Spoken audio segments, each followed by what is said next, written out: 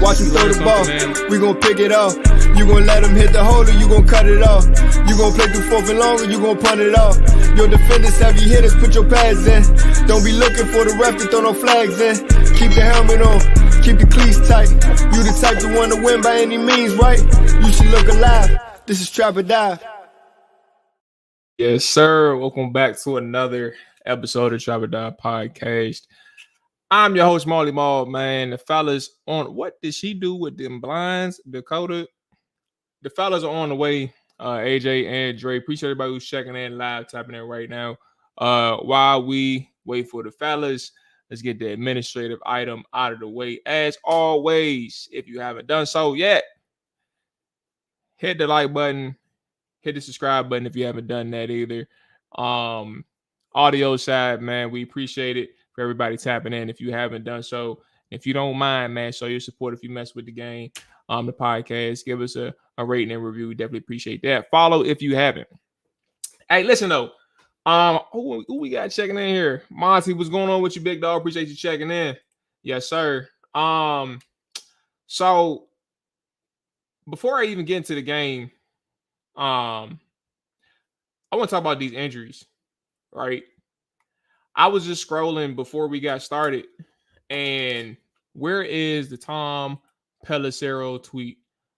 Am I at the right one? Oh, Lord, I got to go to my profile. Tom Pelissero said, what time is it? 7 o'clock? So it was around noon. Another hit to the Giants' offensive line. Guard Shane Limix suffered a torn biceps during practice Wednesday and has been placed on IR. I'm assuming that's a big deal for Giants fans. I don't know. My thing is, and I was on a podcast earlier. I don't know if you all follow Nick Filato. He covers the Giants for SB Nation's Big Blue View. And he was. I had asked him if my interpretation of what the Giants are this season, um, that would be lit. But they just paid Daniel Jones, and it ain't no out for another 2 years. PCC said Giants are on Caleb Williams' watch. I said that would be lit. I forgot, they're in our division for a second. But look though, so I had said to Nick that I think that the Giants' perception is not their reality. I think I said that the right way. What I mean by that though, yes, and Monty's right, that D-line better eat. What I mean by that though is when you look at this Giants team, right? I even said it earlier in the season. Earlier this week, I was upset that, like, why are you as the NFL flooding the NFL fans with Giants primetime games 4 out of the first 6 weeks of the season? That don't make no sense. I don't like that. That's stupid. But I feel like their perception isn't their reality. And what I mean by that, again, when you look at the Giants from a surface standpoint, right? What were they supposed to be this offseason? They brought in Darren Waller. You would have thought that Daniel Jones coming off a solid 2022 would be more stable as a quarterback. I wouldn't say like just continue to climb or ascend, right? He's capped off. Like that's the truth of the matter. He's capped off to a certain limit. But you would have thought that he would have been stable enough under Dable's scheme. But then you got a team who really started to build within Wink Martindale's scheme defensively with the additions to their secondary. Now, granted, they didn't do too much, but they did some things. I mean, you got an offensive line who you thought could be solid.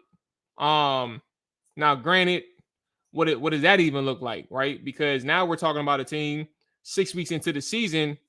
Every single thing that was supposed to work for them failed from situations that were out of their control, if that makes sense, right? They've been banged up. Daniel Jones has been out for a week. We don't even know. Well, Nick at least said he don't even know if Daniel Jones is playing or if Tyrod's playing. Saquon has been in and out of the lineup. I just mentioned another hit to their offensive line, and they've been without Andrew Thomas for all but one possession of the season, and their offensive line has been dinged up for like they're running through backups and backups. And then you go look at their schedule, and they're 1-5, right? But they played up against the Dallas Cowboys, Arizona Cardinals, San Francisco 49ers, Seattle Seahawks, Miami Dolphins, Buffalo Bills. Who did they beat? They beat the Cardinals, but they lost to everybody else. Everybody else who just happens to be good teams, right? So 1-5 is a terrible record, and 1-5 is a bad team. But I don't think that their reality matches the perception of how we view them. Meaning, not we as in Commanders fans, we as in the NFL, like fans of NFL. So we're lumped into that. But I don't think that the Giants would have been this bad if they had a fair shake from the beginning. And that's kind of where I am. Like, I don't know if you all agree. Do you all think that that's fair to say, or do you all think that they trash? I know you all was here last week. It was last week where I was trying to make the case that the Bears wasn't a bad team either. They're 1-5 too.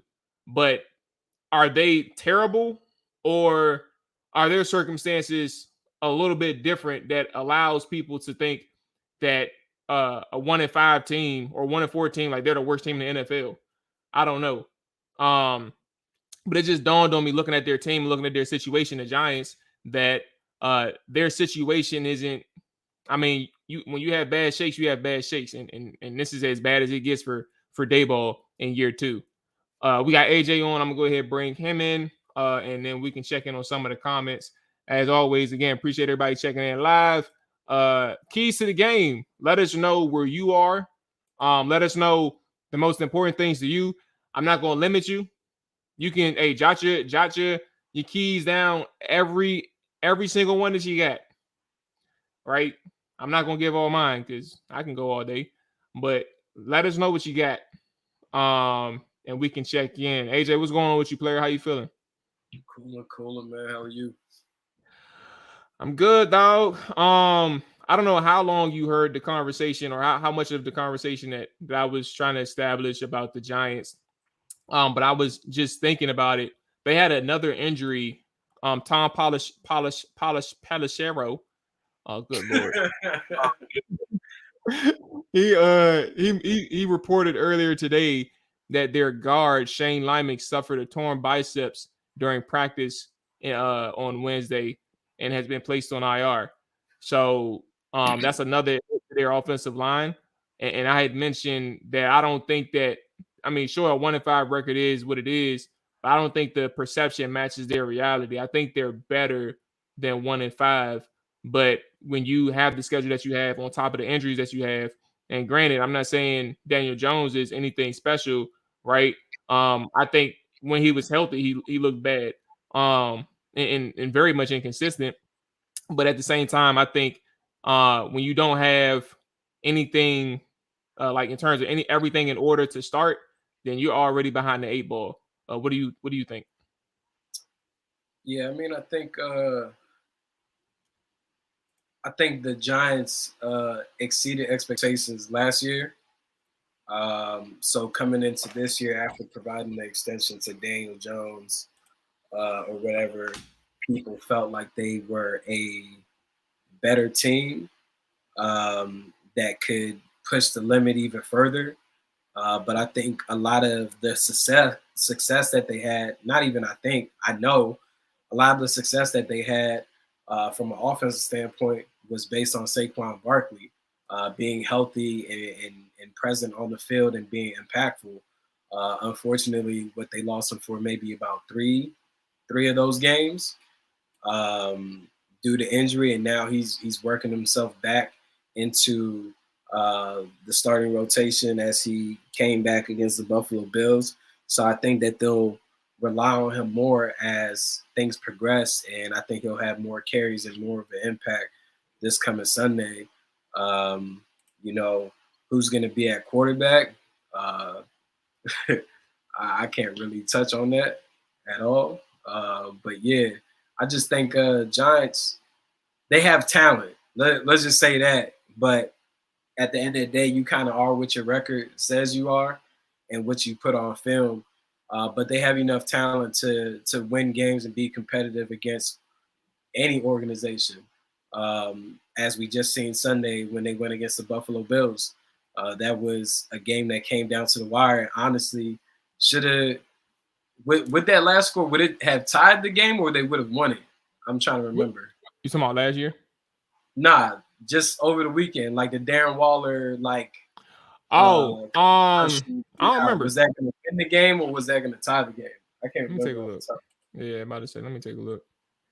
Yeah, either way, they were in that game to be in position to still win, right? Yeah, I think that they have weapons that you still have to be concerned about if you're Washington. With a Saquon, they would have won. By the way. Okay, yeah. So Darren Waller, especially when you have linebackers that haven't been doing that great in coverage.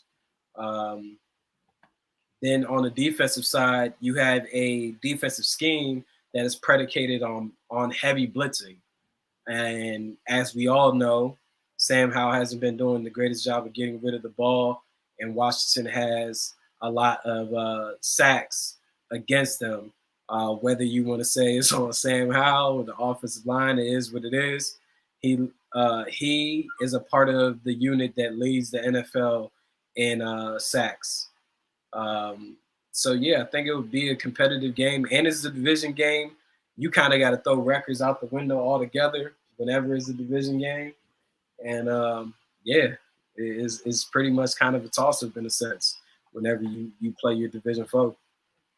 Yeah, Miss Perry is essentially spot on, and AJ you are as well. Like my thing with the Giants, I have the confidence of a person who isn't even aware that Washington struggles against the New York Giants when Daniel Jones is a starter. Like That's how I feel heading into this game from a confidence standpoint. Like, this should be a game, and this excuse me, there shouldn't be a reason why Washington loses when you look at their situation, especially up front.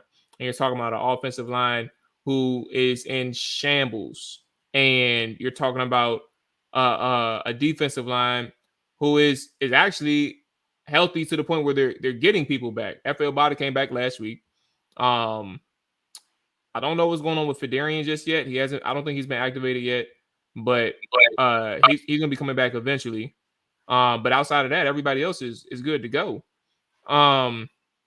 There shouldn't be a reason why you're not in the same situation from last week in terms of your 5-man fronts, letting your defensive line take over again. Allowing your linebackers to roam relatively freely, and that first and second level, and just saying, hey, beat us like this. Like, we're showing our cards. You better find a way to beat us. But Miss Perry mentioned we can never take care of our own business in these situations. I feel like this will be a close game that can go as easily in our favor or against us. In Magic, like I said, I got the same confidence as you in terms of like what they look like right now. And that's kind of what I was alluding to. He said that there's some shit. Like, that's true. Like, your record is what it is. And I want to emphasize that part, right? They're not a good football team. I think that they're just behind the 8 ball, and they were behind the 8 ball about before week 1 even started, in a sense. So they're not a good football team. I want to make that clear. But yeah, that's kind of where I am, man. I think that it's not going to be a situation that's going to be easy. I think Wink Martindale does a really good job. Like last year, one of the things that Wink did that really caused headaches for Washington is finding ways to get a free rusher at the quarterback. Also disguising his overload pressures. Also disguising his what's the fire zones or even I forgot the other type of pressures that he used, but I think that's kind of what makes things dangerous with Wink, is because it forces you to really communicate, but also be sure of what you're seeing up front. Last year, he had a couple free rushers at the quarterback, and it really confused not Scott, but the offensive line, whoever was calling plays. Setting protections up there, and then Taylor Heineke as well got free hits on him. And I think that's probably the more dangerous thing on the side of the ball that's actually growing, that's actually legitimately growing and developing as the week goes along. Like last week against the Bills, sure, they had familiarity because Dayball was there for so long, right? But you're also talking about a defense who executed and did their job as best as they could, and now they're going up against that divisional opponent, AJ. I think one of my bigger things when you look at least for the offensive side of the football for Washington, ball security is going to be important, but I think how would I say, put it this way, the Giants know that they have their best shot is to overemphasize trying to force Sam Howell into mistakes. I think that the disguises up front is going to be important. I think that one of the things that they're going to do is like have a lot of man coverage on the back end. And I think that they're going to try and make Sam Howell beat them with his arm. And while I have said several times that I think that Sam Howell can make all the throws, and I think that he has, from an arm talent standpoint, he has very good talent. It's going to be a different beast when you have Dexter Lawrence up front and Leonard Williams up front, and Kayvon, who has all the confidence in the world going up against Charles Leno. And y'all know how I feel about Charles Leno. Like, that boy can't wait to line up against Charles. so I think that there's going to be there's going to have to be some ways that Eric Bieniemy dresses up this protection for him. What I liked against Atlanta, he used a lot of chip protection, chip help, 6-man blocking services with an extra offensive lineman. Trent Scott saw it a lot of time. And then sometimes you had 7-man protections keeping your running back in too.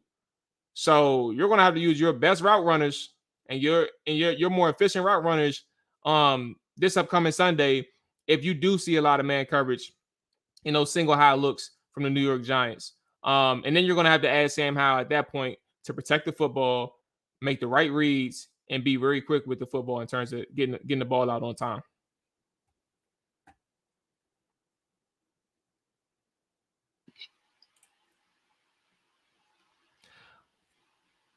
Yeah, I mean, yeah, it's going to be intriguing for sure how Sam Howell handles Wink Martindale's looks. I think that they will be aggressively coming after him as far as blitzing. That could force him to get the ball out quicker this week, just knowing and anticipating the blitz to be coming either straight up the middle or corner blitz. It's going to come in so many different variations that it will be interesting to see how Sam handles that because it could either be Sam taking advantage of the fact that there's blitzing and hitting his guys in stride and making big plays, or he could be taking a lot of sacks or having turnovers being forced.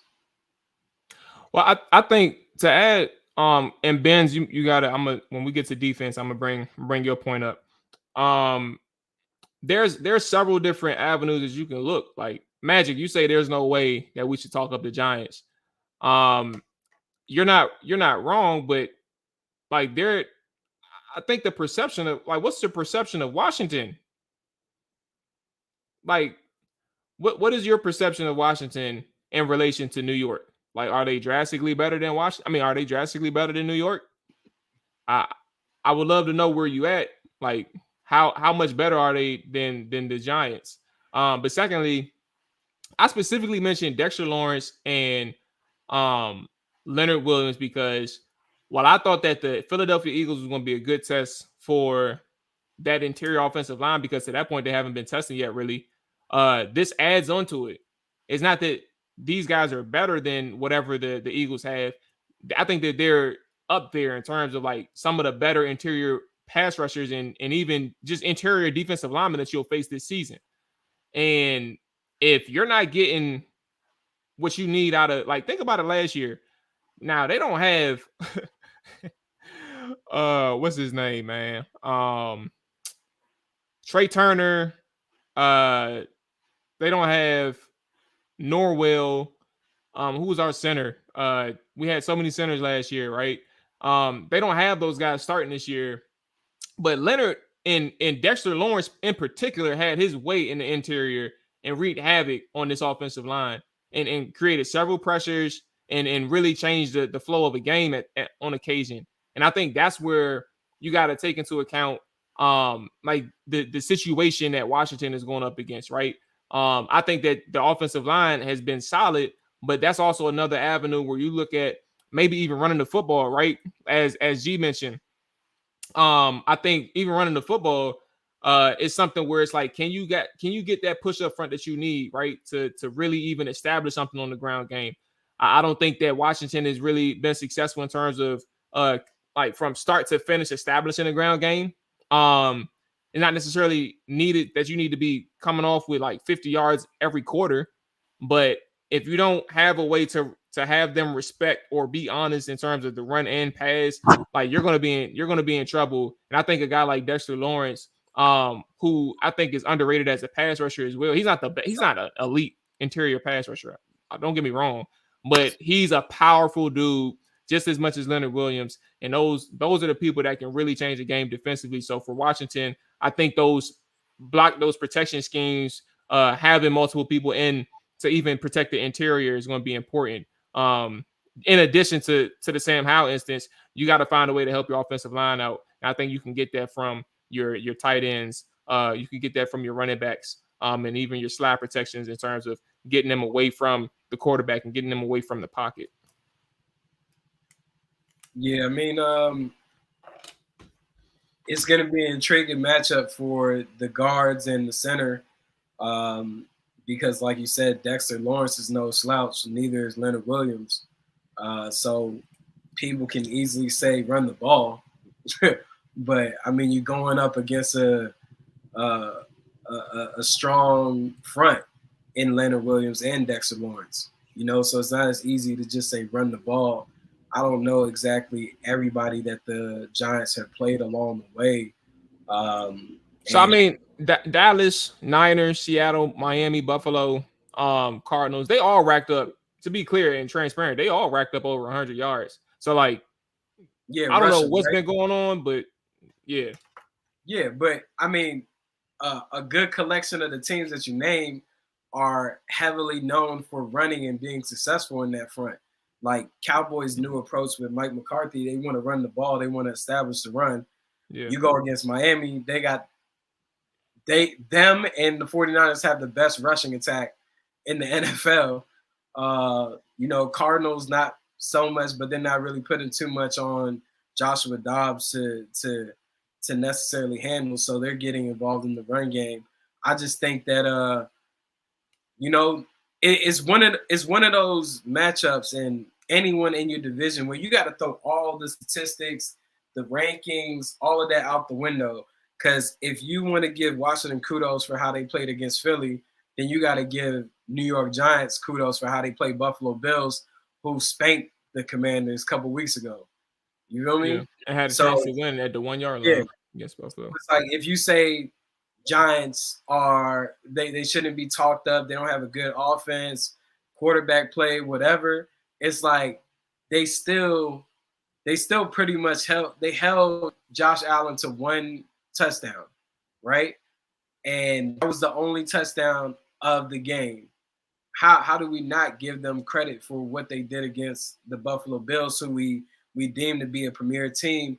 And when that same Buffalo Bills team went against Washington Commanders a couple weeks ago, it was 30-something to 3?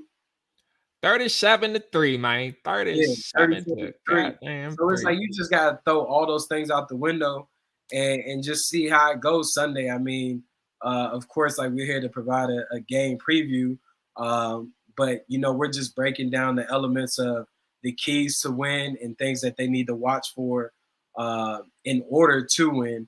And one of those main things, especially on the defensive side for the Giants, that they have is Leonard Williams and Dexter Lawrence, who are top tier players in this league when it comes to D-line talk. One more aspect of the offense before we get to the Commanders' defense for me. Second thing, first part. When is the new film session? What's going on? Appreciate you checking in, boss. Right now there's a Quan Martin film session. That's like 7 minutes. He only played 7 snaps. So there is one up now. I published that yesterday, I think. And then I'm off on Monday, transparency. I got a full-time job here, but I'm off Monday, so I'll probably be able to knock out 2 film sessions next week. But yeah, Quan Martin's up for this week, and then we'll be back with a couple next week. All right. So who is this? Eric Bieniemy mentioned in his press conference today. I listened to it earlier, but I don't have the full quotes. I'm in front of me, but he mentioned something about the Commanders receivers facing man coverage. And I remember this because I think this is the element that people have to remember. Now he went into detail to an extent, but I'll save everybody the trouble. Quote unquote, from this is JP Finley's Twitter. You have to have a plan against man coverage. You got to win at the line of scrimmage. On top of that, now you got to win at the second level. Some things that he left out, JP did. You have to know the coverage that you're going up against. You have to know when I say coverage, I mean like technique, like how are they playing you in man coverage. You have to know all of the elements that you're going up against somebody with these receivers. And I would ask you, now this is maybe a too technical of a question. But it will make me wonder like how much of like the enemy's rules on a play based on coverage, like how much is really slowing the receivers down, if at all, right? In terms of the timing with the quarterback, but also like that conversation so much about man coverage, it's so detailed because depending on like the type of route that you take in terms of like your release, whether you're releasing inside or outside, depending on how they're playing you, inside leverage, outside leverage, off a little bit, maybe squatting a little bit, I don't know. Maybe that can get in the way of how like the timing can be disrupted from quarterback to receiver. I don't know, but for Bieniemy putting a spotlight on it, I think that it's important for people to know like it's several layers against a team in particular, the New York Giants, who I think will end up playing man coverage against these guys pretty often. I think that this is going to be an important element to the offense being successful downfield on the second level and the third level, and even the first level to an extent. Like, who's going to be able to win quickly? I don't know. But what do you think about this whole thing with the receivers being able to separate? If you want to get into detail with the man coverage thing, you can. But do you think it's overblown, or do you think this is something where like a person like Jahan Dotson is being a byproduct of a lack of opportunities because of coverage or being able to get open or anything like that? I mean, I think it's the challenges of having a new offensive scheme in place and trying to learn the nuances of what the route tree asks of you. Also, the options that you're presented within certain play calls, like you may have an option to go inside or take it outside. Then you also got to play in sync with what everyone else is supposed to be doing, their responsibilities within the route tree. I think it's just natural growing pains of a new offensive scheme. And you also have a quarterback that is learning those same nuances of an offense. So they don't even really have the expertise that you could probably utilize during the week. The only guy, Yeah, like familiar, Mahomes or yeah, who's that backup dude? the only guy that is familiar with it is Pringle, but it's not like Pringle succeeded so much knowing those details in and out for himself while he had his tenureship in Kansas City under Reed and the enemy and whoever else is a part of the offensive crew. Um, yeah, I think it's just an adjustment period, and it's so early in the season. I think that they'll grasp it. Um, I really haven't seen too much issues per se on my end from what I've watched. Of course, I don't do like an extensive deep dive or review or sessions, um, but maybe there's some things that they see that we don't know of. I definitely have seen guys open in opportunities. It's just everyone is adapting. Everyone is trying to learn their releases. They're trying to learn their routes that they're supposed to be running, how it should be ran, how to sell it in different ways. I think that this is brand new for Terry. With Jahan, it being his sophomore year, he's learning on the fly. Curtis Samuel, he's making the best of his opportunities, and it seems like he's grasping it faster than maybe a Jahan Dotson is. So that's why he's getting more looks. He's getting uh, more red zone touches and more early attempts in games because of the fact that he's either running the option correctly and getting in the vision of how wherever he's looking on said play, and he's getting fed the ball in those cases. But I mean, before this weekend, Jahan, if I'm not mistaken, based on your stats, Maul, Jahan was leading the team in targets. So it's not like he hasn't been someone that they've been trying to get the ball to. Just Second, behind Terry. You hear me? Oh no, I was saying tied second behind Terry. Him and Curtis are tied at second. Yeah, it's one of those systems where they don't necessarily feature a guy. So every week it could change on who will be featured. I think that you will see Terry and Jahan both featured heavily on Sunday. I think that they will try to get the quick game started to slow down the blitz from Wink Martindale. I don't think that the run game will be as a primary focus. I think it would be more so let's utilize the short game, the screen game, to help slow down this pass rush that we anticipate to see on Sunday. So G's and I checked. Jay just checked in. That's an interesting nugget if he did say that, because I didn't hear it. Not that I don't believe you, but it's an interesting nugget because I think if there's one thing that I can get on the enemy, I said the enemy, Jahan Dotson, is like his physicality during like his stem during his route phase, right? That's some. I'm not saying he's getting bullied. Like I've seen him get bullied before, and it ain't as bad as what happened to him against Ohio State a couple times in college. But like I think that's kind of the one thing that I think for him in particular can be the case. He has to get a little bit more physical through his route stem, so he can stay in the progression. Dre just checked in. We're about to get ready to the defensive side of the football, but I wanna get you your overall. We were just making observations on offense. If you want to just tap into your keys, because we didn't really give like our main keys, just breaking down things. What's your thoughts on the Commander? Go ahead. If I could just say something right before Dre starts, because I didn't hear EB's presser, but if he's saying that they need to be tougher in their routes, it may not be something within them. Like, you got smaller guys as wide receivers as your primary guys. Like, you don't have a guy over 6 feet tall. Like these I remember this. Yeah, he's talking about the hand usage. Violent hand. Yeah, they don't have that. Those, I mean, they're not those type of guys. Maybe that's why they keep trying to work out these bigger wide receivers or something lately. But they're just not that type of guy. So I don't know. Yeah, I was going to chime in actually and say, I mean, that's something I think that EB can kind of adjust to as players. Because right now, if you kind of look at it, even what you're saying, AJ, it's almost like everyone has to adjust to the system and the system that he has to run. I haven't really seen him kind of conform his system or bend it a little bit to the strengths of what we already have in the team. Like, I mean, one of the things I think Jahan could benefit from is the quick game, some of those bubble screens, just get the ball in his hands, make him feel comfortable, because, a lot of times he's getting targets.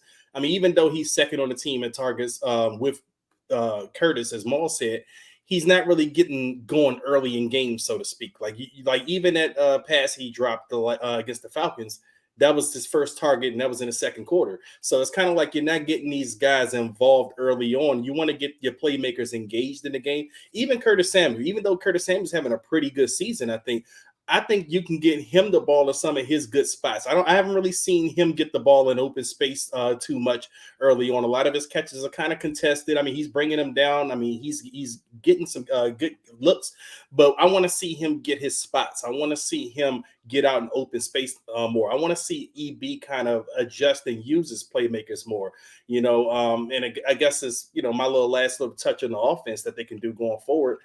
Maybe get a little bit more run-pass ratio. I mean, not saying, you have to bump it up, but we've been talking about this. Get the runners involved. I mean, I was looking at the stats from last year when we were kind of rolling and on a good little stretch.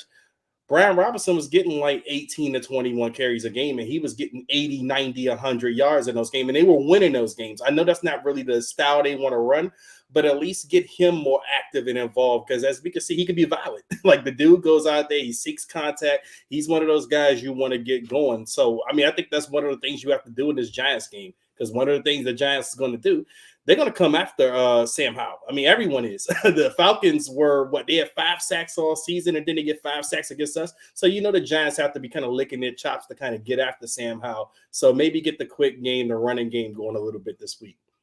First off, to add to that, that's a very important nugget, Dre. The Giants have 5 sacks on the season. Kayvon has 4 of those. Kayvon Thibodeau. The Giants, reverse. Sam Howell has been sacked every single game this season, and he has been sacked no less than 4 times in every game.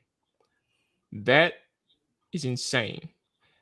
Not only is that insane, a trend can kind of give you a predictor of what the hell is about to happen against the Giants. And that's another reason, AJ, why I initially mentioned that for a team who's suffering as much as the Giants are offensively with their injuries, I think that their defense is really going to emphasize like a point of going for the football, whether it's like aggressive from the back end in terms of your coverage and jumping on something if they see it, or when you get towards the quarterback, can I get this football out? And that doesn't mean they'll be successful. I think it'll be a concerted effort of actually trying to make a play and help your team out, because you're going to find ways to get to the quarterback. It's just inevitable. Like, it's going to happen. And Mual, to that point, I was just No, I was just gonna say really quickly to add to that point, Mual, with Kayvon Thibodeau having 4 of their 5 sacks this season, some of their guys are due. I mean, Lawrence is a beast. Leonard Williams, he can get after it. So you got to kind of watch those guys. I mean, they can have their breakout game this week. Yeah, man. All right, where we are. G says seems like the best teams are more balanced. Eagles, Niners, Lions, best balanced teams. Let's go ahead to Benz. Benz mentioned his keys to the game defensively. Stop the run and please don't let Tyrod look like the greatest quarterback on earth against our secondary. We do have a knack for letting Giants quarterbacks, particularly Daniel Jones, take over against us. But I'm gonna swing it back to Dre for the defense since he just got in, man. You got dual speaking duties, brother. What's some things that stand out to you in terms of the Washington Commanders defense versus the New York Giants offense? I mean, obviously, you're looking at the Giants. They got a lot of injuries this week. I mean, especially amongst the offensive line. And even without the injuries, their offensive line hasn't been good this season at all. I mean, from even their top pick, Evan Neal, he hasn't really looked that good this season. So that's when you kind of look at that Washington defensive line. This is a game where you hate to see those guys come in and they get beat, consistently getting beat. I think, the matter of fact, that kind of happened against Chicago. Chicago doesn't have the best offensive line. I mean, not to say that we was getting bullied up front, but I thought we should have won a lot more of those matchups in the Chicago game. So here you have another opportunity against the Giants. A lot of injuries again. They're decimated on that offensive line. Go out there and win the majority of those battles. I mean, you have to take this game over. This is where this game has to be won with those guys. For the rest of the defense, I'm loving how Jamin Davis has been playing, man. I mean, he's finally starting to look like that guy that we hoped we were getting when we drafted him at the linebacker spot. Continue letting him, do his thing, go out there and attack. Hopefully he can build on what he's done. And hopefully his counterpart, Cody Barton, can come up with a second solid game. I mean, he had a pretty solid game last week, so we're going to need to see him go out there again. And we'll see what we get out of the secondary, man. Kendall Fuller, I don't know if he's playing this week. I know he's been listed on the injury report. He did. He stated he was going to play.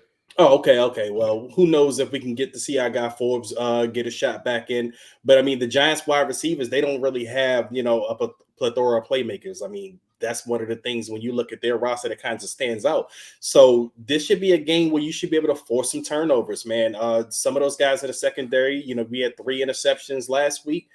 Go out there, force more turnovers this week. That's why I thought this would be a good game if they want to ease Emmanuel Forbes back in to see where he's at. This would be the perfect time to get him back out there. But again, this game is going to have to be won in the trenches. On the defensive line has to win these battles against a decimated Giants offensive line. AJ, you got the flow.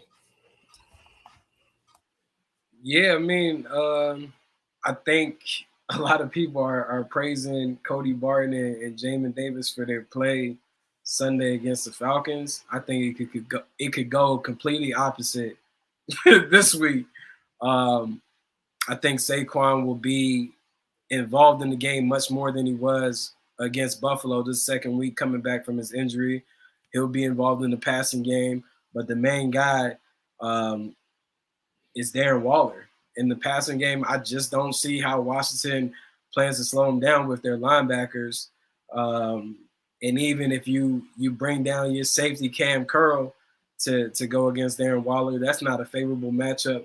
So that will be intriguing to see how they play that, because if they continue to go with how they had the personnel last week, that means Ben St. Juste will be outside at corner and Danny Johnson will be at the slot, and Fuller will be outside. So now what happens when when the Giants line up Darren Waller in the slot?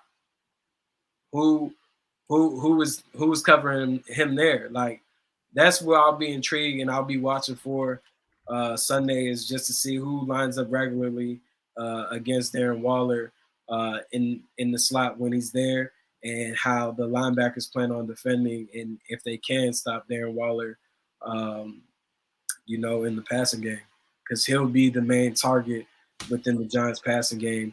I think they will take a couple deep shots to Jalen Hyatt.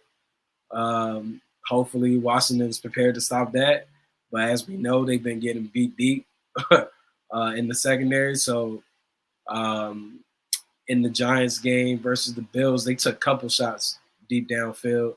Unfortunately, they weren't successful, but that just shows you that they will take those attempts. and see if it'll hit for them against Washington. Yeah, that's a really good point on Waller. Miss Perry agrees. I agree. I think Waller is a person. Bro, it's crazy. I ain't know, and maybe I forgot. I did not know that he was born in Landover. Oh, he from the over? Yeah, he from Kentland? Over, Is he from Kentland? Hey man, he may spent be, a bro. good majority of his life in PG. Yeah, I had no, or maybe I just forgot. I don't know. Maybe I didn't know. I don't know. His mom and dad, they still live in Maryland. Oh yeah, that's what's up, man. I knew because I knew about Baltimore, so I know that he was geeking. Like it was a big deal for him to be in Baltimore. They big time Washington fans too. Yeah, I'm about to say shout out to Darren Waller's folks, bro. Shout out to Darren Waller. But look though, like the big deal with Darren for me, 6'6" can still move well, man. And I think for what it's worth, though, he didn't have his last 2 games have been his best games in the sense of like his activity, in my opinion. Sure, like even when you look at the Arizona game, he had, when you score 28 points, or excuse me, 31 points, you're going to be involved. But like those last 2 in a midst of an offense who was struggling to even produce anything, like they're finding ways to get him the football. And this Commanders defense, like we got to remind ourselves, like right now, this defense isn't necessarily something to brag about. And I do think, honestly, I don't ever know if I even stated it on Tuesday, but I thought that they had a solid game against the Falcons. When you have like 90 snaps, and you almost 90, but you give up 400 yards. I know it's not like that's a good yards per yards per play average. Like it is what it is. But at the same time, like the intensity and how they played was good. But against the Giants, I think there's only a certain amount of people that you really have to focus on, and if you let them beat you, that's a problem. I'm not gonna focus on, like Dre mentioned, the offensive line in the trenches up front. I agree with that, so I don't have to reiterate it. I think if you can't get home and really stifle that quarterback and that whole offensive line, like run game and pass game, then you got a problem. But even still, from the back end, like how does Daboll kind of game plan and find a way to utilize Darren Waller when you have a person like who's going to be able to keep up, who's going to be able to, from a size standpoint, match up with Darren physically. Like he's a person who can move well, but he's also strong as shit. So like, how do you when he's at the top of his route, like who's sticking with him? Who's on his hip? And I'm not saying he's a beast to the point that nobody can really check him, but it's like how does Washington end up playing that matchup? So I think Darren Waller is a really good one. Okay. Where are we at? Said Benjamin St. Juste and Curl will have a Waller assignment. I also think that I think Ben is probably one of your better options along with Curl. I like what Washington does right now. They utilize Jamin Davis when he's mainly used on running backs when they're split out wide. So I think, unfortunately, he'll have the Saquon Barkley assignment. Like it is what it is. That's just where they put him. Same thing when he had Bijan when he split out wide or coming out of the backfield or something like that. So to your point, G's, I think Ben and Curl will probably have the best opportunity to match up against Waller. Percy can't do it. He too young and he's smaller. And who's the other dude? Quan Martin. Quan Martin lined up. He had like 2 or 3 opportunities against. I lied. He had one in particular opportunity against Bijan, but that was out of the backfield. So what about Kyle Pitts? Was he lined up against him ever? Who? Quan? Yeah, Quan. No, he wasn't lined up against Kyle. But he wasn't lined up against Kyle. But okay, I'm trying to remember. On the touchdown play that Kyle Pitts scored, was he ISO? I actually have the play, and it's crazy because let's show it. It's crazy because first off, let me help you out. Sync. Let's do the. It's just a regular Cinco, bro. CINCO, brother. Cinco. I don't know what Mexican word. Cinco de Mayo. But let me show, because this is actually a good. Where is it at? Piss TV. All right. So this is actually interesting. So they had him. is like a quarters coverage in the end zone, and you'll see obviously Kyle Pitts up top with, I think that's Danny Johnson about to press him, and that's kind of what you see. I'm sorry, not Danny Johnson. I think that was Ben, and then Danny Johnson is shaded inside to him. So he's like, you got it. Yeah. So I was gonna say, if you're the Giants, if you know that Ben St. Juste is gonna be playing outside and not the slot, that means if you put him in the slot, if you put Waller in the slot, you're gonna get a favorable matchup just off the strength of it being a safety in Cam Curl and the height difference, the length difference, versus where in this play that we're going back and forth on, Atlanta intentionally put Kyle Pitts on the outside, which is where Ben St. Juste played now that they aren't playing Emmanuel Forbes. So the matchup for them is going to be having Waller in the slot more than anything, because that'll force Washington to play their linebackers on him or Cam Curl. Yeah, athletic corner in a Ben St. Juste, or even on the other outside, a Kendall Fuller. You're not wrong. Hey, he's funny. Cinco's. But listen, though, I don't think you're wrong, but I think it comes down to how they want to use Ben. Like, are they gonna emphasize, like, in red zone, this is where we want you? Or like, I mean, maybe situational. That's kind of how like they do it in their meetings, I would imagine. Like they'll have that down to a T, right? So I guess what I'm saying is not saying that you're wrong, but more so like how do they plan their counter on top of their counter on top of their counter, and that's kind of where I'm like trying to brainstorm that. Yeah, I mean, yes, it was a great throw from Ritter.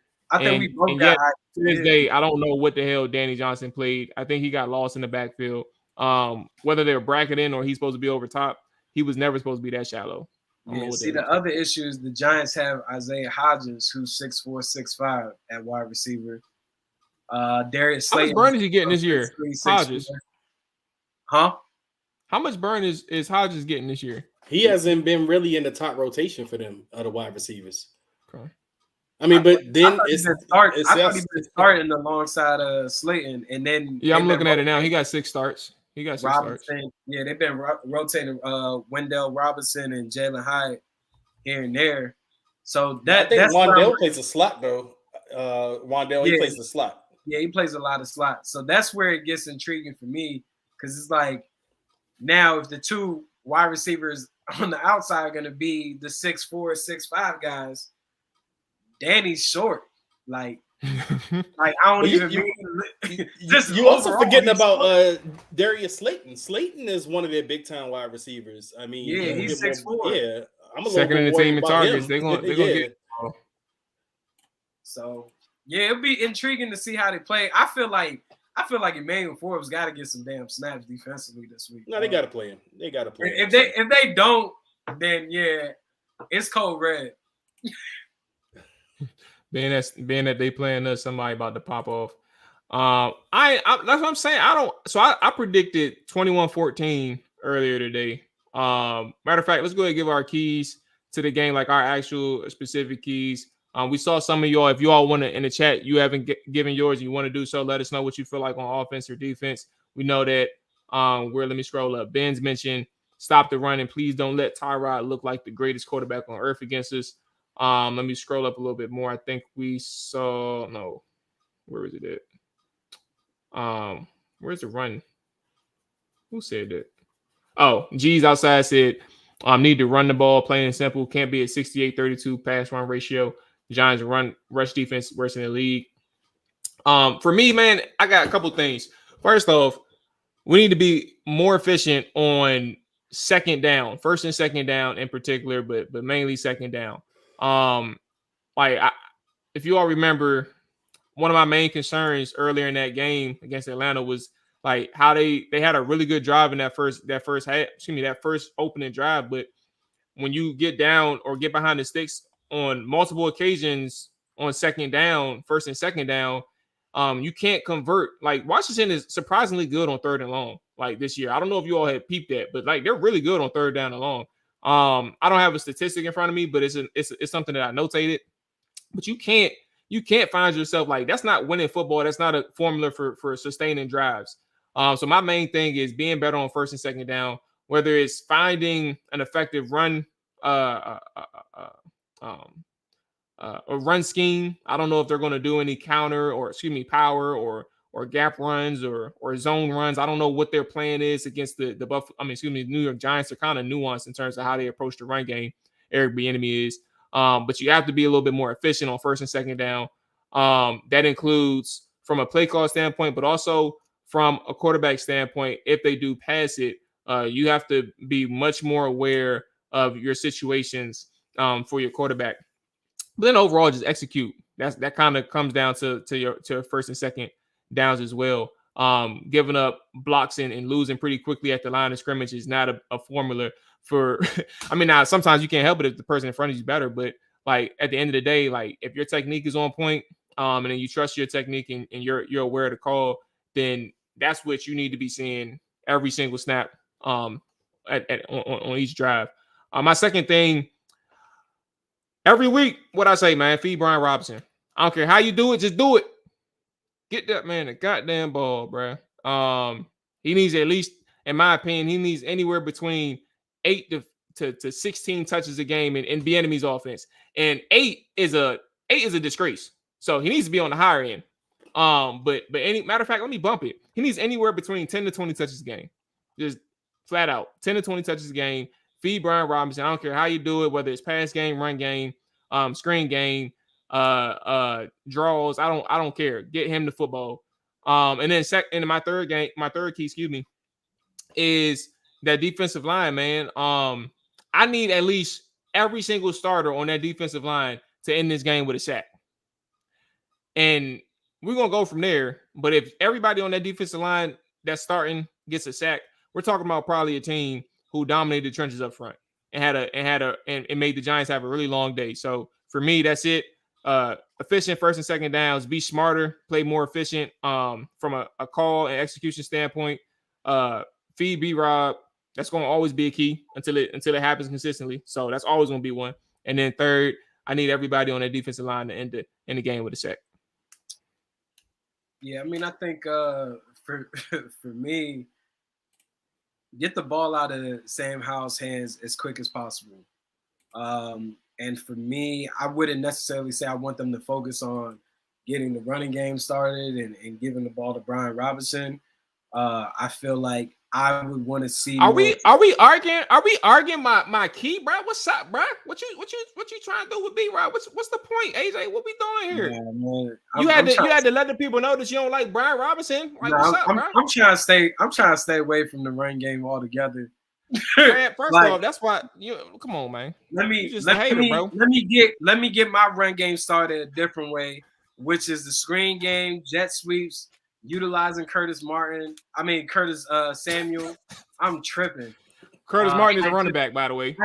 I had seen Martin in the comment from Buck or whatever, but utilizing Curtis Samuel, even getting Jahan and Terry some looks in the jet sweep game. Don't let it just be about Curtis Samuel. Let those guys get the ball, get some touches, get the ability to create on the fly. That's what I think is the main key for them offensively, is being productive within that screen game. I think it'll allow for them to also get some shots downfield later on. The tight end play, I don't know. For me, the tight end play kind of seemed non-existent. I would like to see a more athletic tight end there. Cole Turner hopefully get some more snaps. But that man production been going down by the week. Yeah, but I think for me, I just want to see Sam Howell get the ball out of his hands as soon as possible. I want to see how Nick Gates holds up against a Dexter Lawrence. I mean, we just focus on off. Oh, you said defense too. Defensively, yeah. Three keys, whatever. It's okay. Whatever Yeah, 3 keys defensively, I just want to see them fly downhill and play fast. I know damn sure they all four ain't getting no sacks. So I ain't even about to put that in the atmosphere. But I think this is a game where you see your top tier players like a Deron Payne in the interior make their stance known. You feel me? I think this is a game where Deron Payne can stamp himself as an all-pro, not a Pro Bowler, whatever, an all-pro in this league by being disruptive. They're going to be going against Giants' third man on the offensive line. You feel me? Like that offensive line is dismantled. So you're not just going against a backup, you're going against the third, fourth man. So if you can't necessarily be impactful in this game, then we got some problems. Chase Young is kind of rushing from the 2-point stance a lot. So that should help him in opportunities to bat down some passes. Maybe we see a tip ball in the air and somebody gets it and is able to return it for 6. But I want to see them create some turnovers, man. I want to see them not be scared, not play hesitant. I think with Daniel Jones possibly not being the starter, that it will allow them to be more aggressive in their approach as far as rushing and not having to necessarily try to play discipline within the lanes and worry about the option. Even though if Tyrod starts, he can move. I think over the past couple of seasons, Jack Del Rio's been so threatened by Daniel Jones running that those guys have overcompensated for what they're supposed to do. But overall, I think the keys to success for Washington is put some damn points on the board and create turnovers, as we've seen Sunday. Hold on, the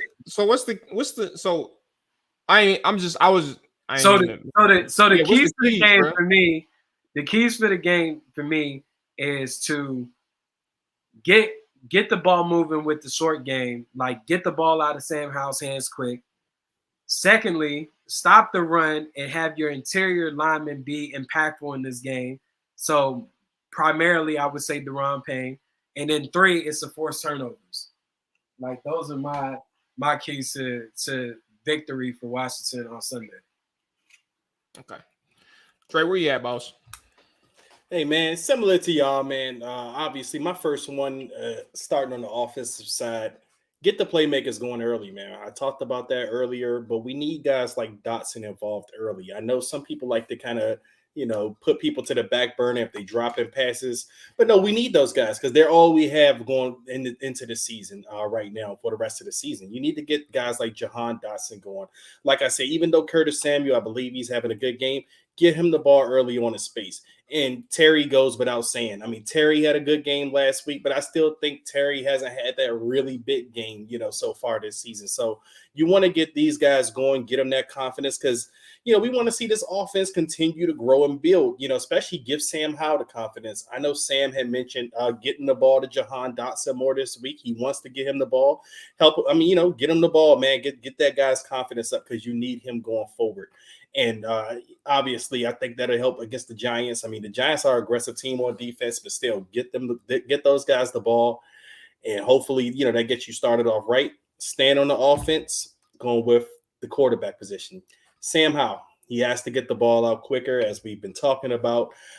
He's on a record-shattering pace right now, sack-wise. Like, sack-wise is just, someone told me yesterday, yeah, I'm fine with the sacks because I'd rather him do that than throw interceptions. But you shouldn't be fine with him setting an NFL record, not just setting it, but shattering an NFL record because that's what he's on pace to do. And we've already talked about the sack yardage loss. I mean, it kills drives in a sense. Like, we haven't scored touchdowns on a lot of those drives.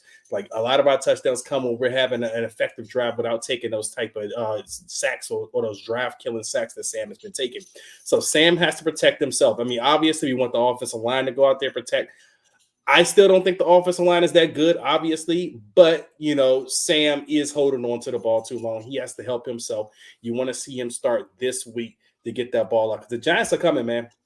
Like we talked about, man, those guys are due. Dexter Lawrence is due. Leonard Williams is due. So you don't want to let those guys get off, make quick decisions. Defensively, defensive line, of course. I mean, what I talked about earlier. I mean, you're going against a beat-up team. And even if they weren't beat up, that offensive line unit just hasn't been good for the Giants all season long. No matter where you look at it on that offensive line, you can't point to one guy that has been having a good season. And then you're talking about bringing in the second and the third string guys to play against your hyped up, heralded defensive line. I mean, honestly, that's probably the major key of the game, because they should go out there and show, why everyone talks about them, why everyone mentions every game that these are all first rounders on that line.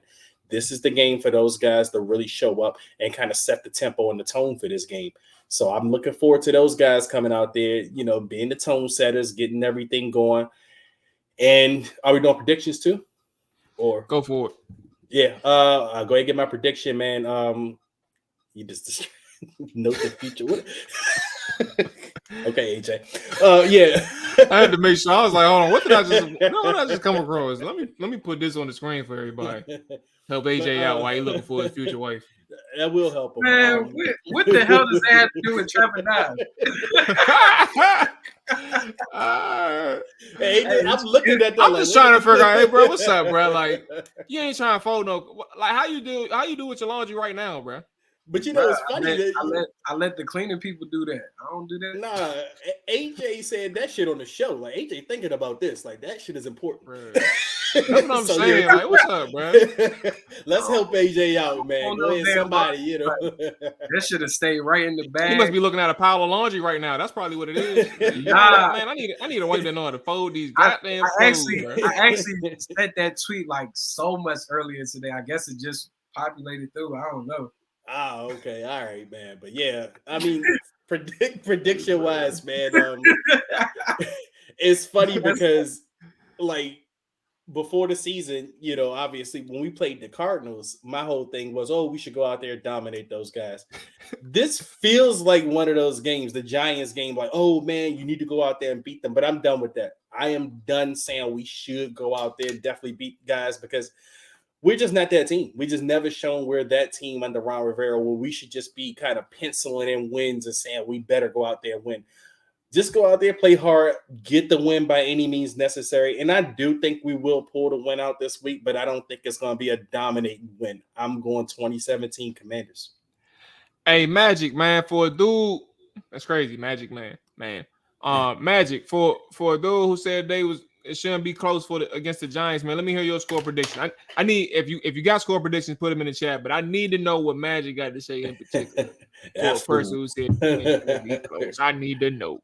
I'll be quick with mine. 21-14, like I mentioned earlier. I do think that this is going to be a closer game than expected. I don't think it's going to be easy, but I also think that this is going to be one of those games where it's a divisional.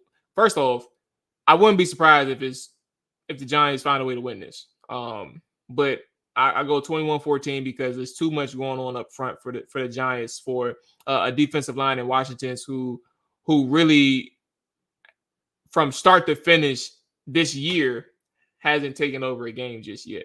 And I kind of need to see that from start to finish against a team who can't really pass protect against none of these guys. In theory. So 21-14, Washington, good guys. I'll give my MVP too. I'm gonna say give me Chase Young. Yeah, I think the final score will be 24-17. I think that I'll probably give my MVP to Daron Payne. Okay. Oh, 24-17 Washington. Monty is hilarious. Said last time I said the score prediction, we got our ass beat, so I'm gonna sit this one out. I respect it.